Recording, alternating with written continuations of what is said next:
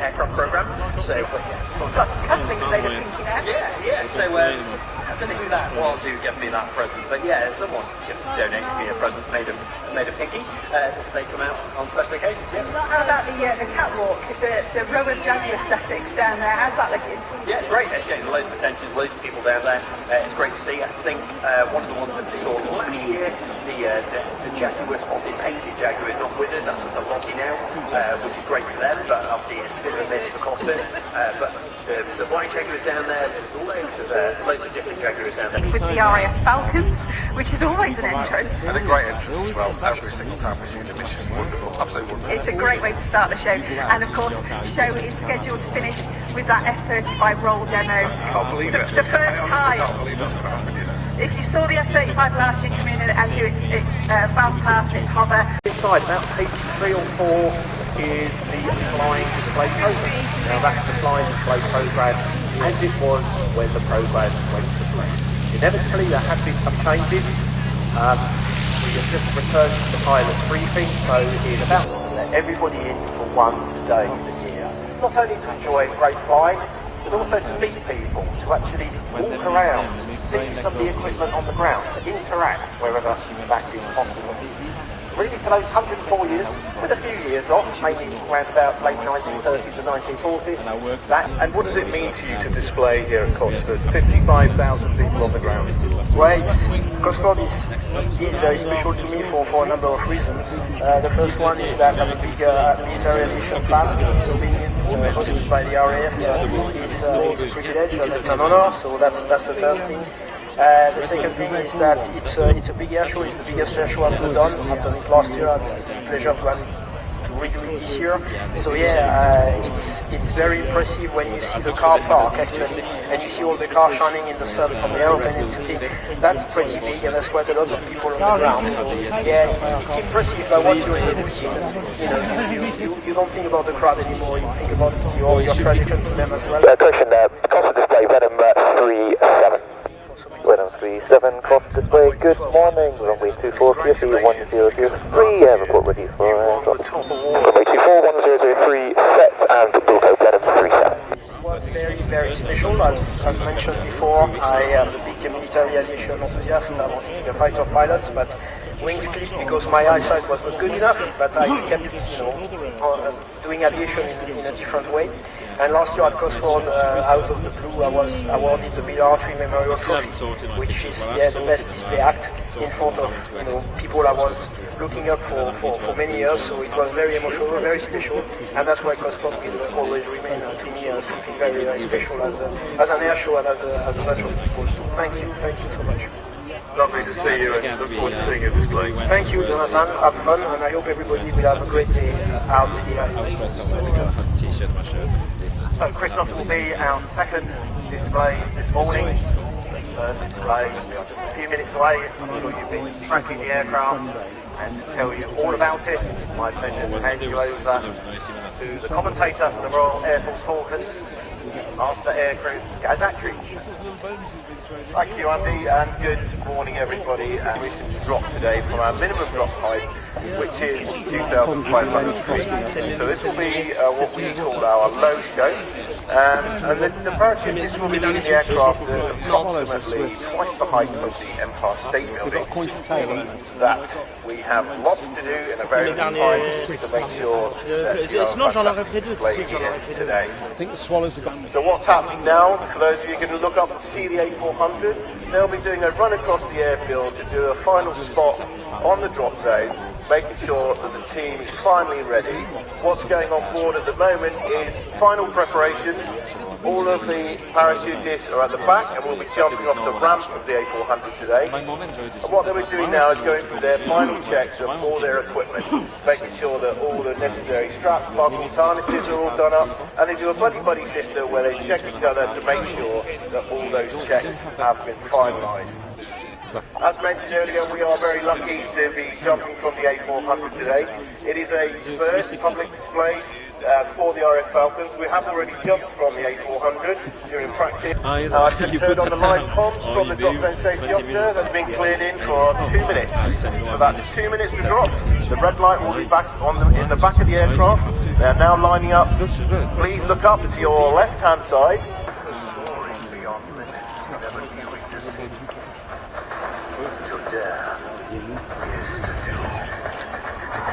You are about to witness a display by one of the world's greatest military parachute display teams. Get your cameras ready. It's time for the Royal Air Force Falcons.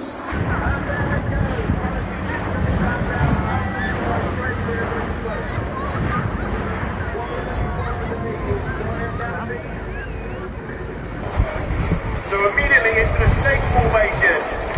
One parachutist lining up behind the other, so they can immediately get into formation behind each other, behind the coach.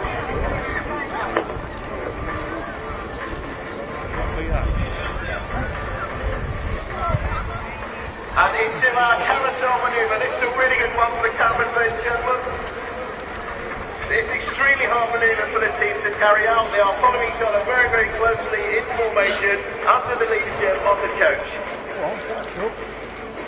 They break out now into a saber chase. One parachute is behind the other as they identify the drop zone. And the single parachute you can see at the top is flying the red, white and blue of the Union flag. And that is OT Falcons, that is Flight Lieutenant Jen Littler. All the time the team are under the guidance of the T coach. Previous hold runway, 5 off the base, to the left now, right on 100 needed.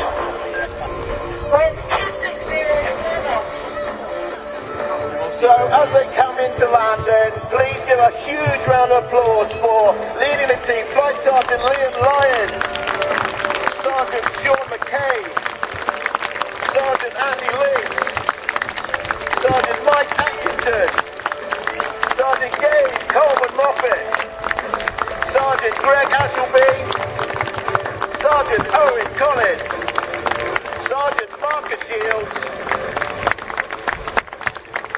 and last but very not least is OT Falcons Flight Lieutenant Jennifer Littler with the Union flag.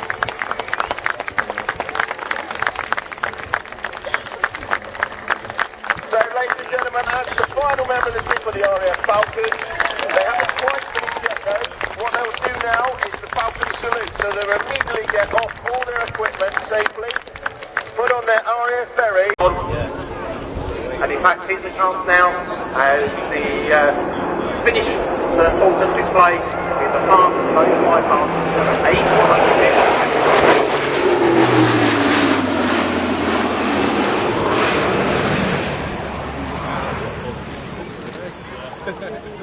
They often come to T-side to practice. Moved on to the extra, but the CAP-10 we're about to see here is an aircraft you never hear a bad word about. Everyone says its flying qualities are immaculate, and that we see beautifully demonstrated here by Christophe Simon.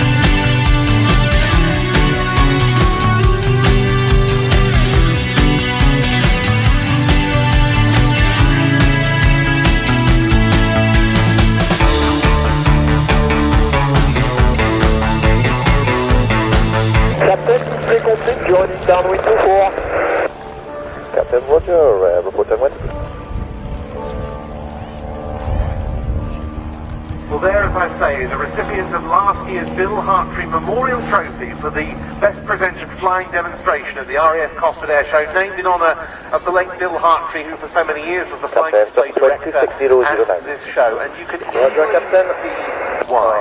It's a beautiful display. Yes, as I say, it's a lovely handling aircraft, the Cap-10. But there's a delicacy of touch and of control, the finesse that he puts on. Nothing's jerky, it's all smooth, but the aircraft's constantly pitching and rolling. And of course, it's not the most powerful aircraft in the world, so it's that maintaining your energy, trading height, speed, and speed for height, but so seamlessly. Can you give me the latest wind, please? And the Moroccans... Captain, just wind 26008. Roger, Captain. Very reminiscent of what we used to do in the 20s and 30s. Yes, the Mark's there. Yes, we then moved on to another CAP aircraft, the CAP-231, which they still fly, but in terms of solo displays, Christoph really is one of the best exponents of this aircraft, which you will be bringing it into land now. He'll then be taxiing along in front of you to regain his parking space. And I'm sure he'd appreciate you showing how much you enjoy that display. And indeed, here's a good opportunity to get your teams, if you like, on the airfield operations here. So there, having completed his sequence, Christoph Seymour with the Mudry CAP-10B. And everything, everyone's involvement. Thankfully, the weather was quite good. Again, we saw the A400M from RAF Falcons Parachute. Some amazing footage and images. Cosford New Zealand, confirm you on final this time. It's really Cosford New Zealand, descendants 26005, clear to that. Wildcat helicopter with something special. We will indeed, and turning to the rotary wing world now as we do with the Gazelle Squadron, again it's a reflection of UK Armed Services in the past. We've mentioned the Tornado GR1 and F3 that we've got on static, the Jaguars of course, Harriers, Hawks. Transition, go. Only just been retired by the Army Air Corps from active service, but it lives on to fly 4 Gazelles, largely also with a Lynx. The RAF used to have, I forget whether it was a 2 or 3 sheet team, it was before my time, called very imaginatively the Gazelles, and so it's always a great display machine, and those days are rekindled by the civilian pilots who make up the Gazelle Squadron. They're based in Blackmead Airfield near Wantage in Oxfordshire, and when we talk to you about the pilots, you'll gather why they're so good at this, because a lot of them have experience on the Gazelle from their armed service and on some of those display teams. So, although known in service as the Gazelle, this is the SA340, and their variations of SA Aviation. Yes, for Aviation of France. And of course there was a North Aviation. Lights on, go. But these Western built examples are in. Brake, go.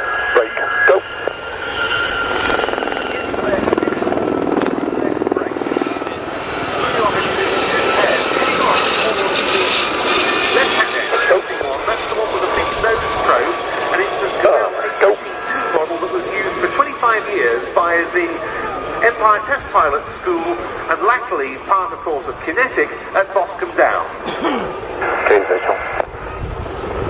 And indeed, what's great to see is it back in its Kinetic colours. And, of course, latterly Kinetic was a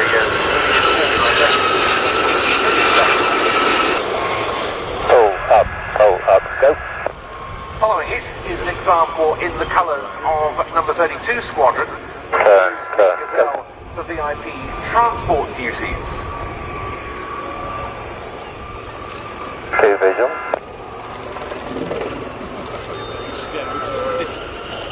Brake, go.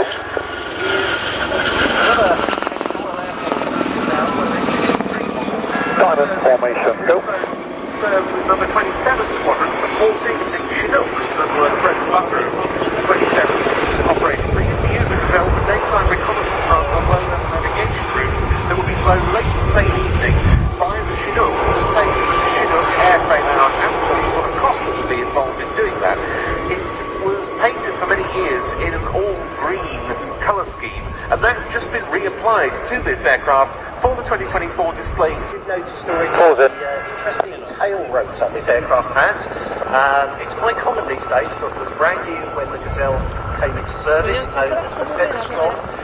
It's a kind of ducted tail rotor, whereas initially the tail rotor was very open, just like a small propeller. As the squadron come past, have a look at the tails, you'll see they're sort of enclosed. That was for a number of very positive reasons. If you accidentally stuck your tail into a tree, at least it had a little bit of protection. It was much safer on the ground.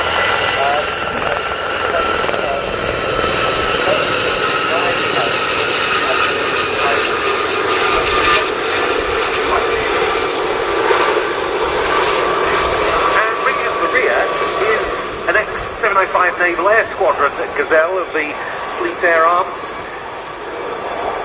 705's Richard Mitchell, who's been with the team since it was founded more than 6 years ago. He flew the Gazelle and Lynx with the Army Air Corps in training operations during the 1991 Gulf conflict and later in the former Yugoslavia on all the peacekeeping efforts that were mounted there during the 1990s. This year, he started out in the Fleet Air Arm of the Royal Navy. He flew for 2 seasons as part of their Sharks 4-ship. He was an instructor on the Gazelle and the Sea King, and he has a lot of post-service experience in the police and his first season as I say, 787 Dreamliners for Virgin Atlantic.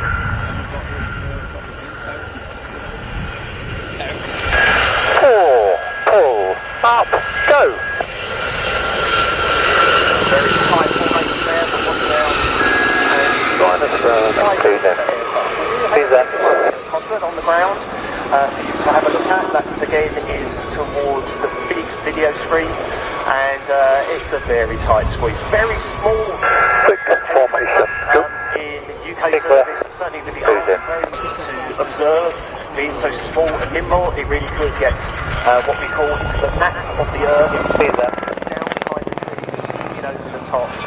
Reconnaissance, looking for targets, ready to pass that information onto the Lynx to make the attack. Approaching tree services for training purposes, and 3 Commando Brigade Air Squadron, the Royal Marines supports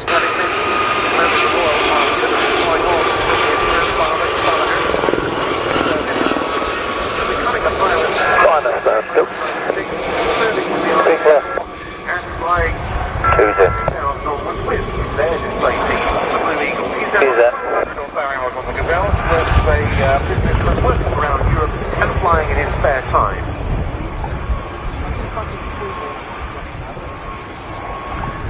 The Gazelle's top formation. This single engine up. We will talk about helicopter speed recognition later on with another aircraft. Certainly capable of nearly 200 miles an hour, something with the wind coming from that side, which in helicopter terms, clearly as the helicopter proceeds through the air, the rotor disc, the blades whirring around on the top. For parts of the disc they are going forward, for parts of the disc they are going backwards, and that creates all sorts of very interesting aerodynamic effects, which does have a limiting factor on the top speed of the aircraft. Combat proven has been already mentioned in the Gulf and of course in the Falklands. Anyone in the front of the Delta is vulnerable. Sometimes it's when you're under enemy fire. Echelon, wrong.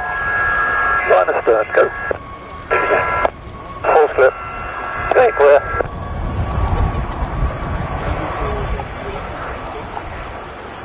Who's in? All 4 helicopters then. The break of the 2024 Gazelle Squadron.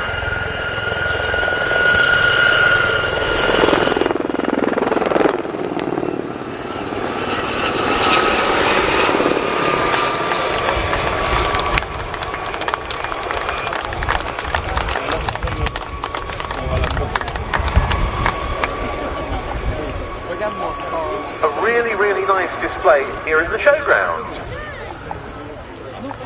And that is one of the great features of the show here. There is so much to do, so much to interact with, to actually get into these cockpits. It's a Gazelle conference display with the following site report taxi to the Bowls report on the ground. In the area, Gazelle left turn. it will be 2 quantity 2 Hawks from Royal Air Force. Taxi enter. The Royal Air Force's advanced training aircraft. These are T2s.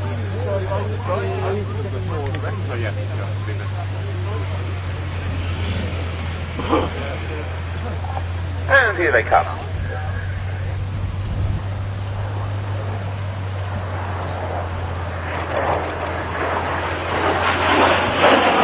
The Hawks operated as part of number 4 Flying Training School alongside another part of what's known as MFTS, the Military Flying Training System, namely the Beechcraft Texan T1, the RAF version of the T6 Texan 2. And this is of course all under the umbrella of a company called Ascent. And you can trace the development of the Hawk T2 model that we see here back to what was then British Air. South Africa and Australia among the export customers for the Hawk over the years. It was also built in India, the Hawk AJT, Advanced Jet Trainer, and it's very much the Hawk AJT model that led on to the T2 for the RAF. It's very hard to follow them. And in the cockpit of the T2, RSPB magazine was those. you can't fail to miss 3 very touchscreen aircraft, which is just right, because our aircrew that train on this aircraft then go on to fly the Tiger and the F-35 Lightning. So from the left, running in to make what I believe will be their last pass today. Not the last time we'll see some Hawks, but the last time you'll see from the Royal Air Force, from Royal Air Force Valley, the Hawk T2.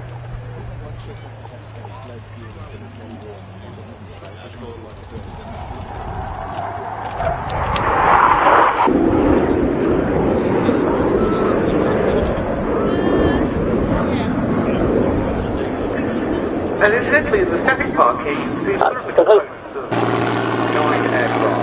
And it's great to see the Diamond 9 in their diamonds and season. And while the Hurricane, which is our next display item, takes off and climbs to high, Air Force has gathered the Chasse 3, which provides the Tutor Delta team, or the French Air and Space Force. Hurricane Tango, ready to display. They've got Hurricane a sales TC unit display, stand by, display team is represented and many others. But now we go back at one of the key sector stations within number 11 group in the southeast of England at Kenley, near London. They arrived there at the end of August 1940, and it was on the 30th of that month that this aircraft was flown by a Polish pilot, Pilot Officer W.M.C. Samoritsky. Displays will be 15, Was a patrol over Maidstone. Any potential Luftwaffe threats to the squadron base at Kenley. Later they were vectored towards Brighton. Fight broke out between elements of number 253 Squadron and aircraft of Geschwader 2 of the Luftwaffe flying 110 fighters. This aircraft, serial P3717, was involved in that engagement. Pilot Officer Samoritsky being officially credited with the destruction of a Bf-110 during what was this aircraft's first action. The aircraft made it back to its base at Kenley, but it had been damaged so badly that it had to be returned to its manufacturer Hawker for repairs. Later on it served again with the RAF before being dispatched to continue its operational career. Running in, the Hawker Hurricane 1.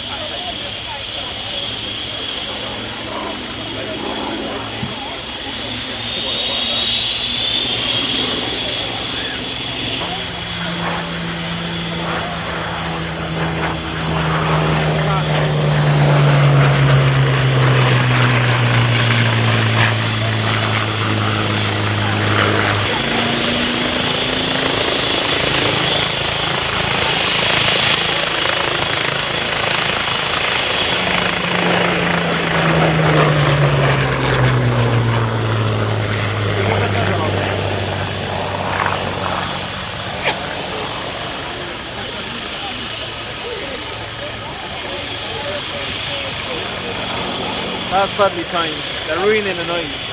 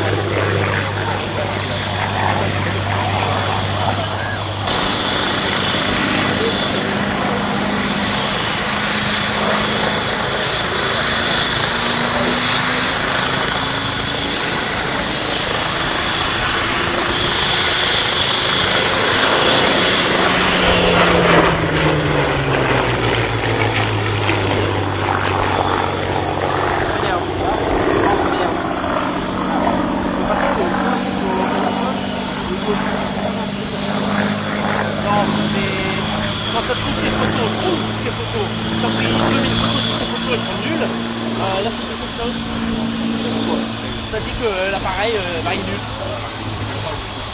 Par l'approche. Mais oui, et avec un DSLR, mais faut plus avec l'autre, les photos sont mieux.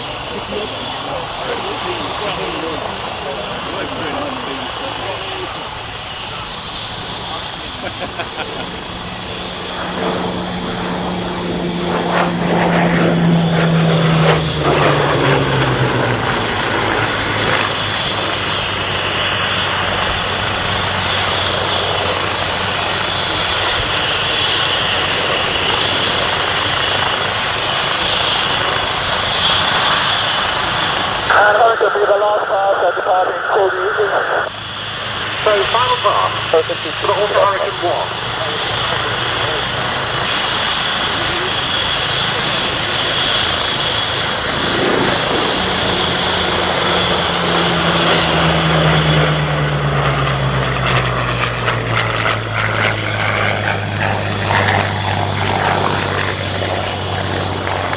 A lovely display indeed by the Hurricane Wasp at Battle of Britain. You'll notice it's not just one helicopter, it's not just a Wildcat, there is a Wasp there as well. Will be the Wildcat solo display, but nice formation star. That's the thermal board, that's all right. The 1950s, and the Wildcat very much the shipborne helicopter of today.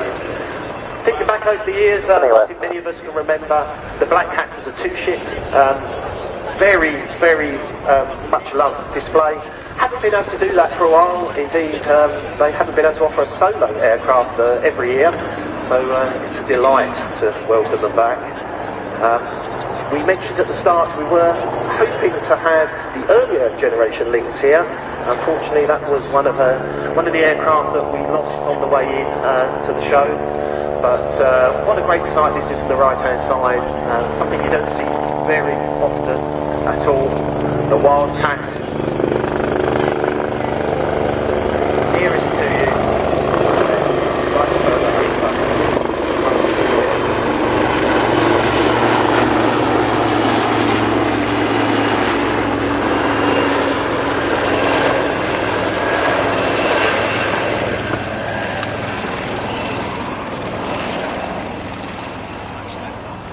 Very different concepts of shipboard helicopter operation here, Andy. We'll talk, as you say, more about The Santa Fe was trying to run the blockade.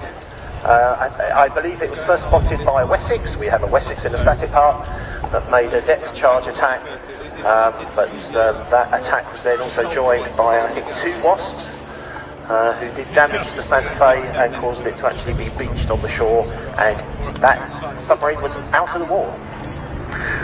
One of the really interesting things about how the Wasp was employed in its day was that it had no sonar of its own, and it was largely seen solely as just a weapons-carrying platform that would be sent and directed by its parent small ship, perhaps by other vessels, or maybe by a helicopter, to attack an enemy. Right left, Wildcat right. To up to 100 miles from their mother ship.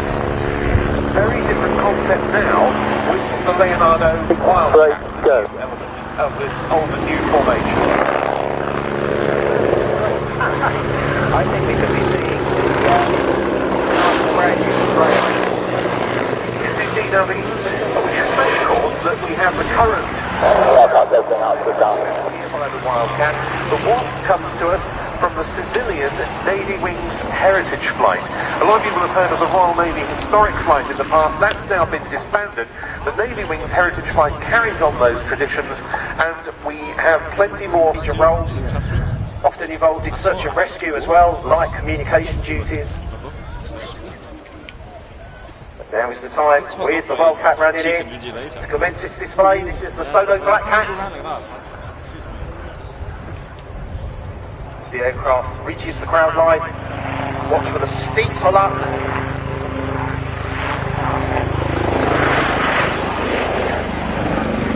Speed brings off, the aircraft will come into the hover for the first of its, I think it's fair to say, it's characteristic of that. nose over.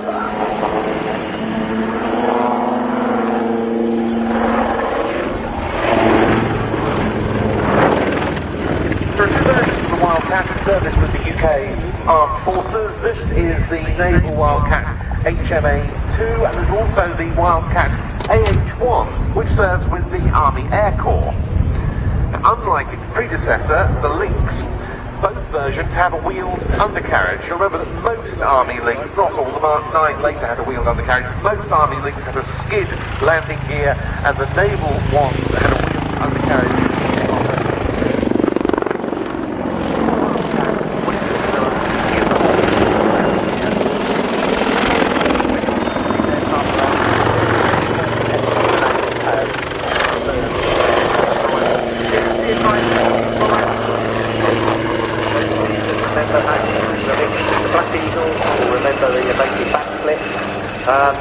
I really like that manoeuvre for the Wildcat. You will see it again a little bit later on towards the end of its display.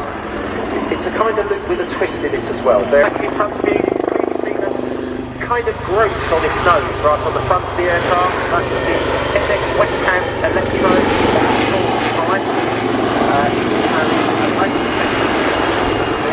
Very high-powered camera, detect targets at very long range, both day and night, in any weather condition. And that's the next platform. The Wildcat's capabilities have been developed significantly since it entered service and began to replace the Mark 8 Lynx with Royal Navy units, because these helicopters can be armed with arclet missiles, which they use for the destruction of small ships, or they've got the Stingray torpedo for anti-submarine work, and they'll be introducing in the near future the Sea Venom missile, which will be used against larger surface targets, I should say, such as corvettes or frigates. And then in the door, the Wildcat can have mounted a .50 caliber machine gun, and on board it can carry Royal Marine sniper teams, for example, for the knocking out of manhunters on the boat.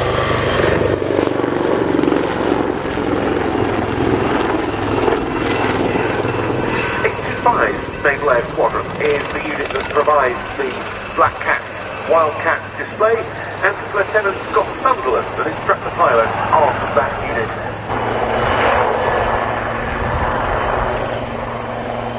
So here we see the first part of a flat 270-degree manoeuvre, back onto the V-axis, the same mirror image, 270 again, around to reposition. And as you watch this display, just imagine this aircraft operating on a very, very small helicopter landing pad. We are talking sort of tennis court size, on the stern of a Royal Navy frigate or destroyer, in strong winds, in all sorts of weather conditions. There's nowhere to divert to. You can't just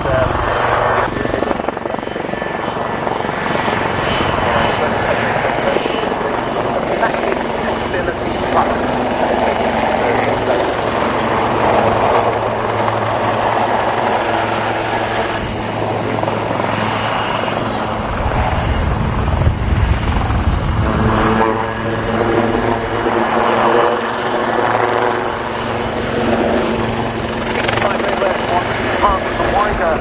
Wildcat Maritime Force, all of which is based at RNAS Yokosuka in Somerset, some 400 personnel at its disposal, as well as 28 Wildcat. And these Wildcat HMA-2 divided across two squadrons. This one, as I say, from 825, which is the training force generation unit, and then the squadron.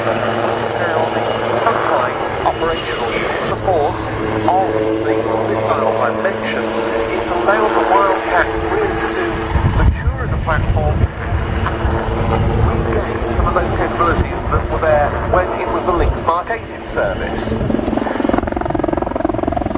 So if you missed that very impressive nose down manoeuvre right at the start of the display, now I'll set your camera ready again. Comes into the hover, and then the big nose down right away.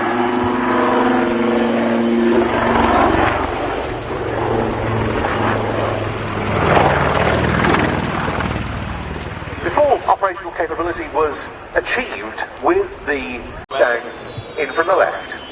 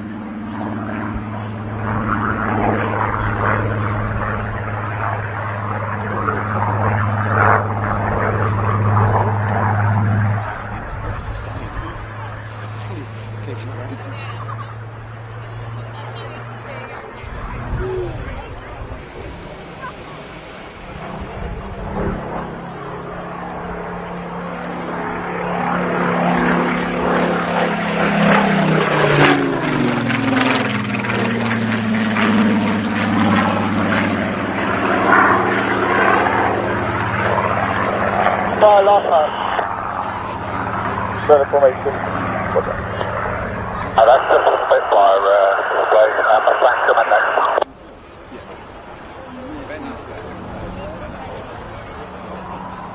Spitfire.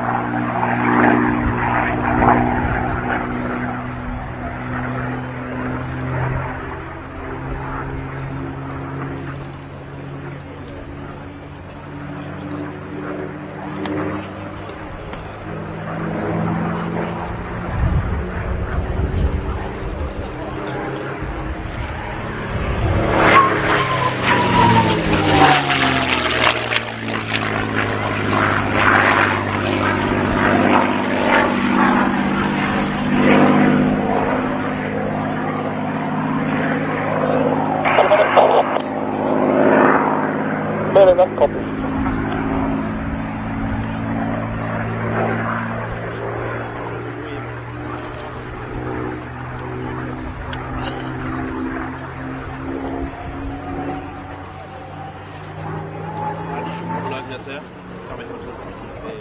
In the propeller version.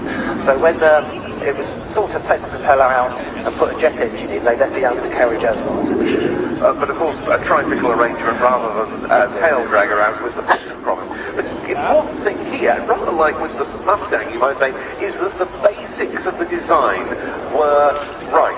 It, as I say, first flew in 1954, the 26th of June that year, in the hands of Dick Weldon from Luton Airport. Percival, later Hunting Percival Company. The service trials training instructors and developing the training syllabus. After just a month of a 2 flying training school at RAF Calamington carried on those trials, and very soon it was found that students found the jet promise very easy to fly, and they actually went solo more quickly on the jet than they had on the earlier piston promise. So the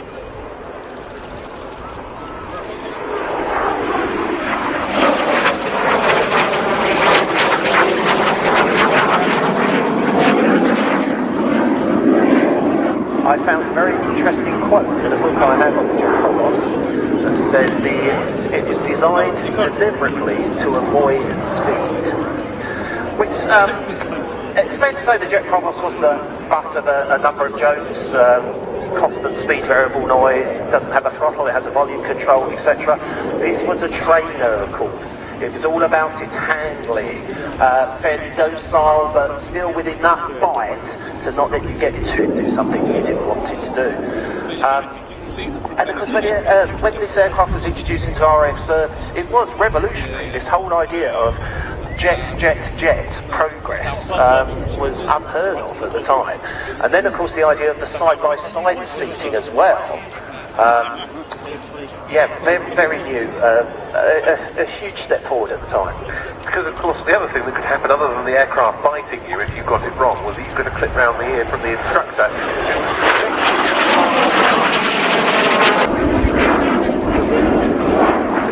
Mark 1, Mark 3 that we see here was more powerful.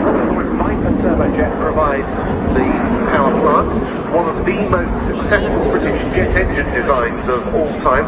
The Mark III also introduced ejector seats, strengthened the wings and the wingtip mounted fuel tanks you can see on this one to give it slightly longer range. And it came into service with No. 2 Flying Training School at Silverstone in 1959. T3A, the avionics were upgraded on this compared with the standard Mark III, and these started to be used for the training of direct entry pilots.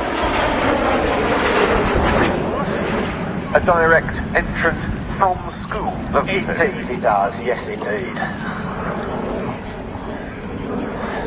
Now you mentioned the engine, the Viper. Of course that engine has an interesting background. It was originally designed basically to be disposable. I saw in some tech journal that it was lifed at just 10 hours initially because it was built for the JITVIC, the target that was meant to be shot down.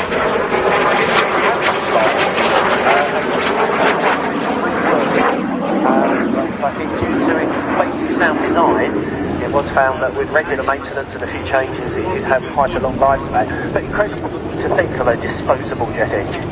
It's something, I mean, the Mark III was in service for 30 years. Yeah. A lot of display teams on the Jet Provost, beginning on the Mark I with a Central Flying School team in 1958, and there were many others to come on different marks of Jet Provost. Now this one of the many privately owned JPs around the country. Now there aren't quite as many of them flying as there used to be. We'll see another one, Mark V, later. The RAF in 1961, and it was with the RAF College at Cranwell until 66, when it went into storage.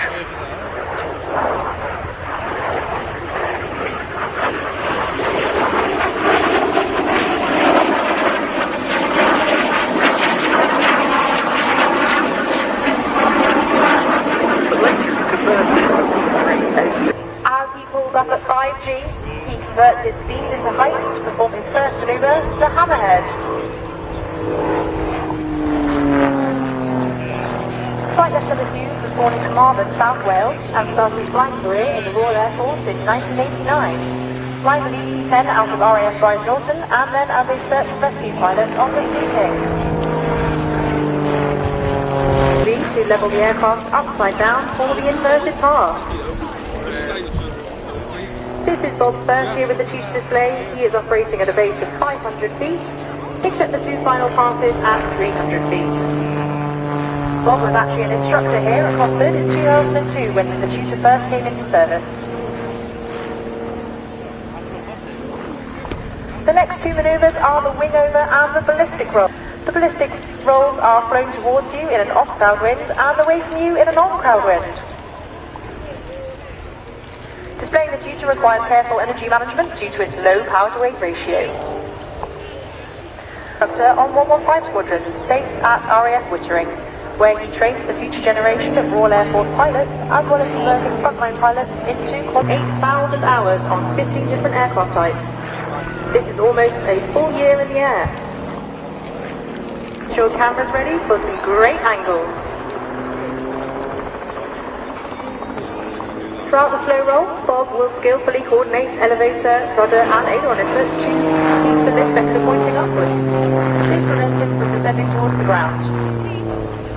The Tutor has a top speed of 212 miles per hour and can achieve maximum positive 6G, meaning that the gravity. Next we have another wing over, a combined pitching and rolling manoeuvre used to turn the flight path through 180 degrees. You'll notice that every wing over is slightly different, as Bob carefully selects his flight path to cater for differing wind conditions and aircraft entry states.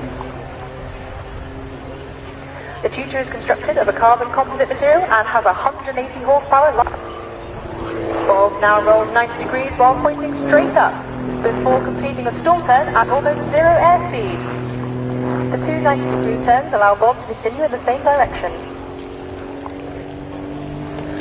The Tutor is operated by No. 6 Flying Training School in partnership with RAF Falcons International Group, primarily flying University Air Squadron students and RAF Air Cadets.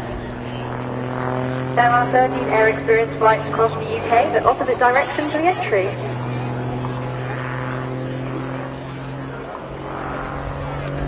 Next we have the 4-point roll. Bob will delicately use the rudder to support the nose above the horizon while flying at 89 degrees angle of height. You may have noticed the Royal Air Force Benevolent Fund card on the belly of the aircraft, seen since 2002 to celebrate this fantastic charity. Benevolent Fund supports Royal Air Force personnel, and veterans whenever they are in need. We're very proud to raise awareness for a charity that gives so much to the whole of the RAF family. Visit our tent, website or view our Tutor display leaflet to access a QR code to donate to the Benevolent Fund today.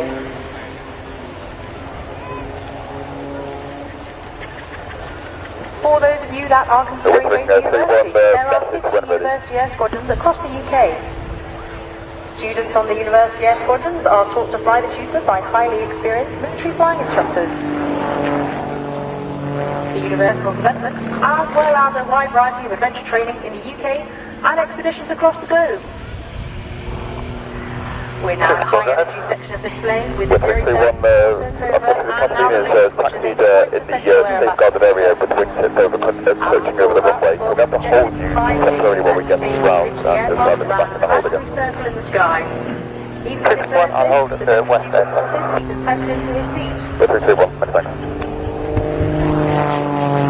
Today the Royal Air Force is recruiting for multiple rewarding and demanding professions and has an exciting future ahead of it with the continued development of our combat and maritime patrol aircraft and I will recommence on the low path. They will soon be joined by the introduction of our airborne early warning aircraft and new remotely piloted capabilities with the Protector.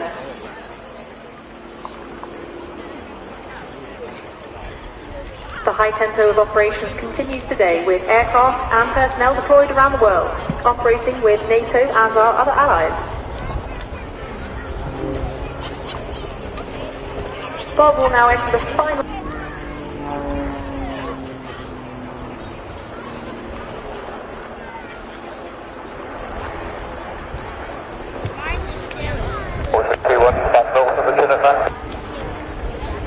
I would like to take this moment to thank our positive information from the marshals that the Catalina is clear. You can reposition downwind finals for 2-4.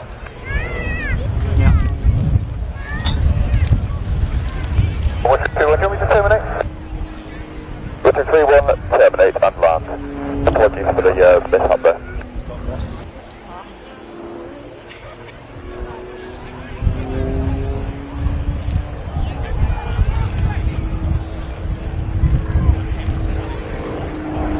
Western 3-1, downwind land. Western 3-1, 7730009.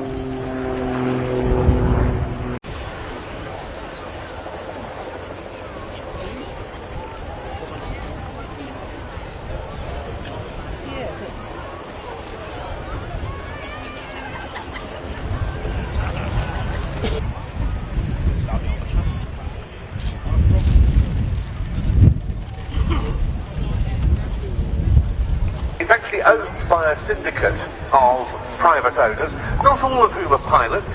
Some of them are enthusiasts wanting to be associated with the operation of a famous historic aeroplane, and they of course get the chance to travel on it to displays around Europe. And this is one of the civilian warbirds that conducts the longest range deployment to air shows of them all. It spends a good part of every season undertaking overseas display commitments of one type or another, and that's no wonder now, because this is the only airworthy example of this type in Europe. There used to be a couple of others, one in the Netherlands, one in France.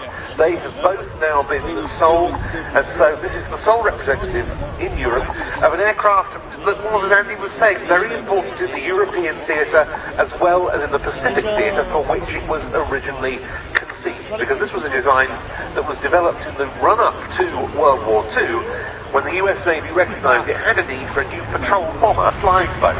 It hasn't always been an amphibian, this design, but we see it here in amphibious guise, getting airborne the Consolidated PBY5A Catalina.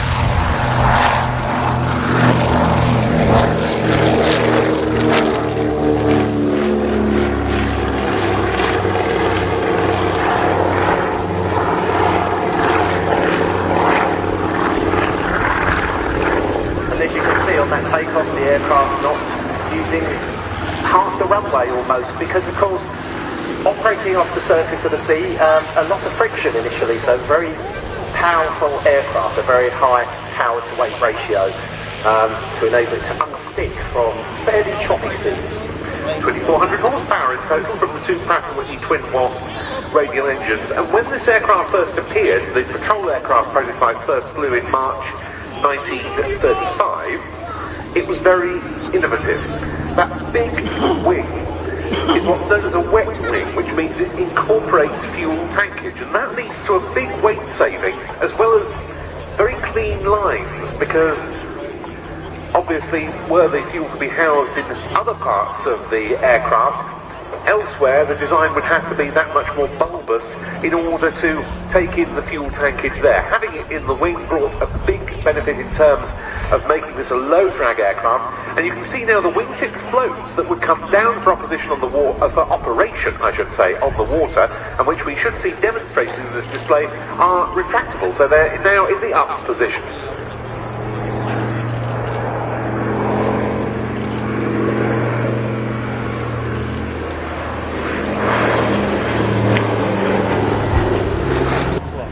Very long range as well. When the patrol bomber version prototype first flew in 1936, it achieved a new world distance record in excess of 3,400 miles on its first ever flight. And of course it had to be long range for the sort of operations this aircraft was to undertake in almost all theatres of World War II as it took out. It started off in the Pacific, but then, as we were saying, in the Atlantic, also in the Indian Ocean, and whenever basically there was a key maritime operation, Catalinas were there. And with the convoys coming across from the United States almost exclusively to the UK, in the build-up to D-Day, and in fact much earlier than that, 1941, 1942 onwards, it talked about the Atlantic Gap. It was the bit in the middle. Land-based aircraft in the US and land-based aircraft in the UK could only reach out so far. There was a big gap in the middle, and that is where the Catalina really came in, with other aircraft, such as the Very Long Range Liberator as well, to actually provide air cover against German submarines primarily.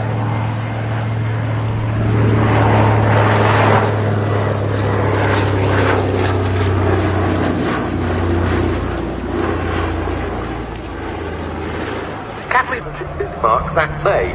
It was a number 209 Squadron Catalina that located the ship off Brest on the French coast, and despite gunfire from the Bismarck, the ship was shadowed by that Catalina and one from number 240 Squadron until naval vessels were back in the vicinity, including HMS Ark Royal, whose ferry Swordfish delivered the final crucial blow.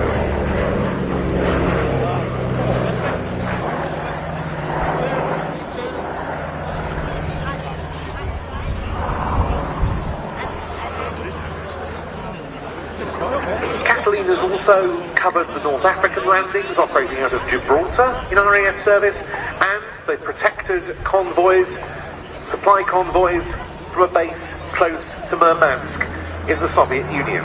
In fact, the last U-boat sinking of the Battle of the Atlantic was east of Sullom in the Shetlands on the 7th of May 1945, so just one day before VE Day. That U-boat U-320 was on its first operational patrol, and it ended up being abandoned on VE Day itself. Rather bad luck for the crew, but they did all survive. And there are the wingtip floats now.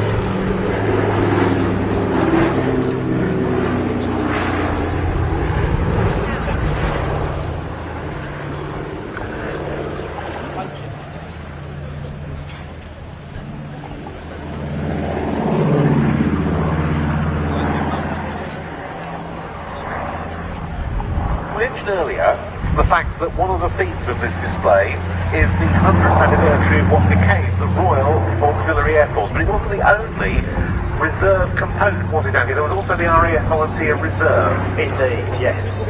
And of course this aircraft has a big link with that.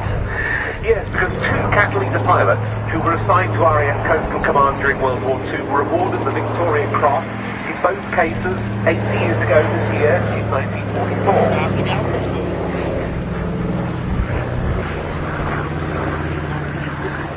In both cases, it was for pressing home attacks against German U-boats in the face of very heavy fire. One of the two pilots was a Canadian, Flight Lieutenant David Ornell. The other was Flying Officer John Cruikshank of number 210 Squadron. He was hit in 72 places on his body. His navigator was killed. Yet the aircraft was brought back from the middle of the Atlantic to Sullom Voe in the Shetlands. A 5-hour flight or so, mostly carried out by the second pilot who had himself been injured in the battle against that U-boat. He is the oldest surviving recipient of the Victoria Cross. 103 years old. And he's only recently this year presented air efficiency, which was a decoration given to many members of the Army admin oversight. He should have received it 75 years ago.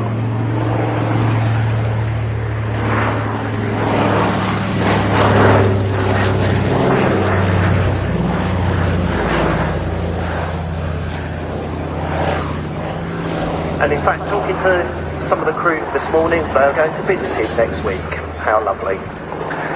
Yes, indeed, he's been able to see the OA-10A rescue aircraft used by the US Army Air Forces in Britain at the very end of World War II in the European theatre. The 8th Air Force had wanted to set up an air sea rescue service with Catalina's rather earlier than that to look for downed airmen, particularly in the North Sea and the Channel. They haven't been able to because they've got some, one of which was named this pickup in recognition of the rescue role.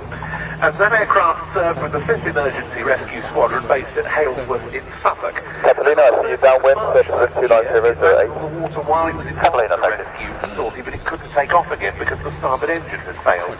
The Catalina taxied for an hour and a half to get clear of the Dutch coast. At midday the following day, a number of German Messerschmitt Me-262 jet fighters came along, shot the OA-10A up, and it was abandoned. The crew got into dinghies, and they were rescued 4 days later on the 4th of April, and this aircraft commemorates that one with the replication of the missed pickup nose art on the nose. And of course there's a little bit of history repeating itself here because this actually final 2020 rescue, and it's a fascinating story to hear RNLI crews being called out. And what are we going to get? Is it a fisherman? Is it a kayaker? No, it's a Catalina amphibian engine failure. Over to France, to Biscarrosse, and do quite a bit of training over there as part of its many international commitments. Coming into land then, the consolidated PBY5A Catalina from plain sailing at Duxford. The crew today headed by an Irishman as captain, Angelo Cunningham. Long Thailand. Position parallel to yourself, line up, runway 24, 27009. Commercial pilot, flying instructor who's now one of the shareholder pilots of Catalina, to the end of right, reporting in, right, follow me, inside Catalina. Catalina, we'll report next, runway vacation. Museum here is an ex-Royal Danish Air Force PBY